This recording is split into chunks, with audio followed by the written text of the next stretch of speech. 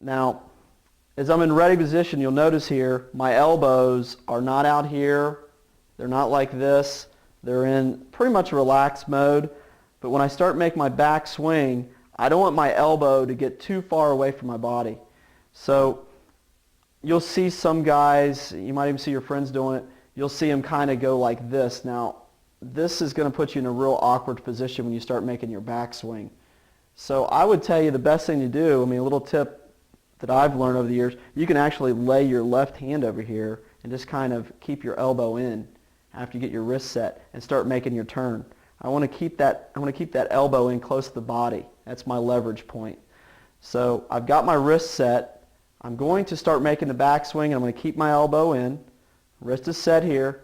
Now I'm going to start, even before I've even moved my feet, I'm starting to turn now. You can see the racket hasn't moved much since I've set the wrist. So you can see I'm turning. I've turned here. My hips are turning. I'm starting to feel most of my weight go to my right foot at this point.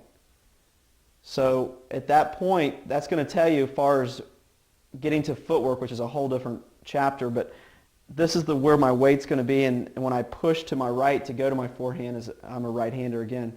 If you're left-handed, you would push off your left. My weight's on my right foot. My backswing starting. You can see my racket head still is up. My wrist is still set. I haven't moved it at all. Now, once I get to here, you can see all my weight is predominantly on my right foot.